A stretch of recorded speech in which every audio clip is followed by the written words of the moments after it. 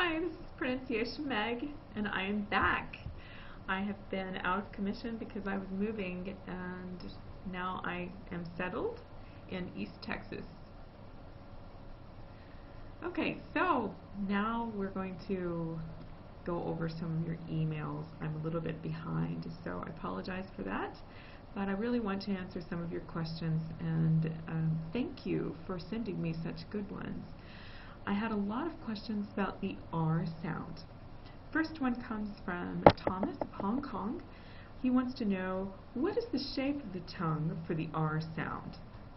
The shape of the tongue is either an upward hook or a downward hook, and it varies from person to person. The thing that every English speaker has in common when saying the R is that they are using the muscles in the middle of the tongue. So the muscles right here are the ones that are working. If you have trouble with this sound, I highly recommend that you strengthen those muscles so that you can make the movement necessary for the R. And I have included some exercises in one of my videos to help you do this, so be sure to go back over those. The next question was from Amaranth, and he wants to know how to pronounce the R in words such as birth, support, article. The thing that makes these particular words different are that the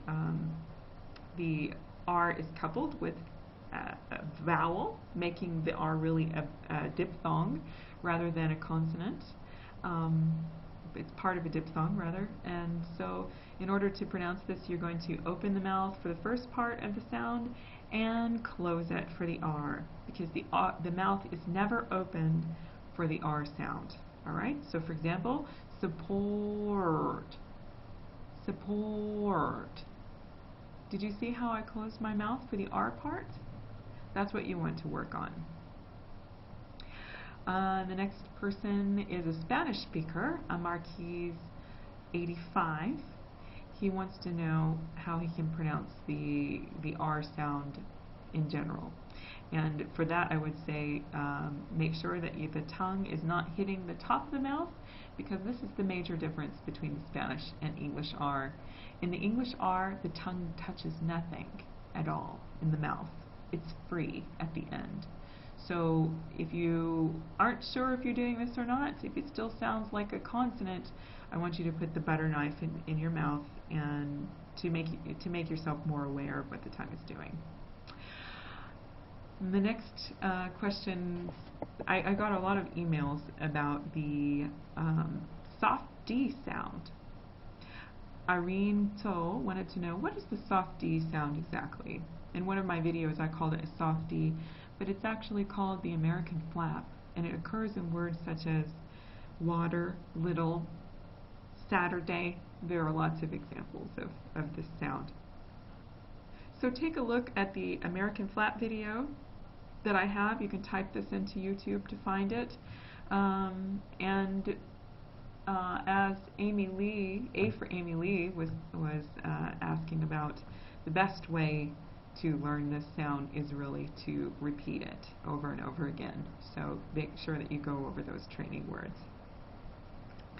The next question comes from Northern China. This is from 6868 Bill, and he wants to know what the difference is between the N and L sound. A lot of my Chinese students struggled with these sounds. They couldn't even hear the difference between them. So night and light would sound like the same sound. And actually acoustically they're very close. The major difference is that the N sound is nasalized and the L sound is not. Okay, so the L sound, or the N sound, is from here up. The L sound is from here down. So when you say never, make sure that you have vibrations going in your nose. When you say the L sound, you might try pronouncing the L between the teeth, love, and that will help you avoid nasalizing. Okay, and next question comes from India.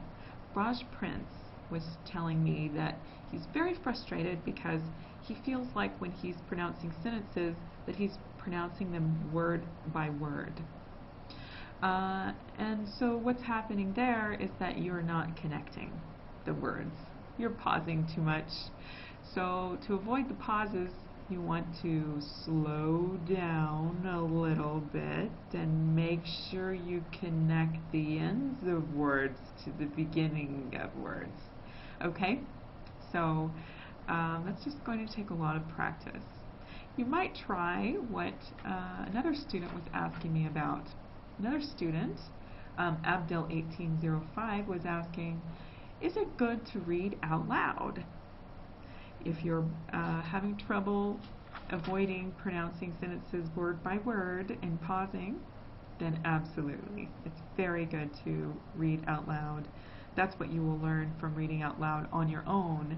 If you work with someone who's a native speaker or an advanced pronouncer, then they might help you with some specific segmental problems and give you good feedback. But also Abdel1805 was asking me, what about music? What about English songs? Is that a good way to learn English? Absolutely. Karaoke will teach you timing, rhythm, and intonation. So you kind of get a little bit more of a workout in your mouth for American English if you try that, or any language. It's really good to use music to learn vocabulary and grammar usage and idioms as well. Okay. And speaking of English in general, I had some questions about improving English in general and what resources I would recommend for doing that. The first question was from Harry. He's an English tutor. He wanted to know what resources I would recommend for improving conversation with his students. And I really like the book called Compelling Conversations. It's really sort of geared toward teenage or younger aged learners, but it is a wonderful way to generate any kind of conversation, and it includes all kinds of interesting current event type topics and opinions, diverse, human interest type questions. So it's a wonderful book to use either in groups or even on your own if you're trying to practice for a standardized oral exam such as IELTS or TOEFL. Okay, and a similar question was from the London 1983. He wants to know, what can I use for vocabulary improvement? Well, if your name is the London 1983, I assume that you live in London, so I would recommend Vocabulary in Use. It includes both British and American English vocabulary, and it's just a wonderful tool for learning international standard English. And if you are coming to the United States to work, I would say that Speak Business English Like an American is a good resource because, as you might have heard, we are very famous for using a lot of slang and expressions even in the professional arena. Okay, and I would also recommend Consider the Issues. Consider the Issues is wonderful both for conversation and vocabulary and general English practice. It is a series put out by Carol Numrich, and it's based on National Public Radio. So you will also get a chance to listen to real, authentic American English at normal speed and learn a lot of the vocabulary and expressions that we use every day. That's it for all of your email questions. So just be sure to look for my next videos. I'm going to be posting within the next couple of weeks, and we'll cover more areas of tricky English pronunciation.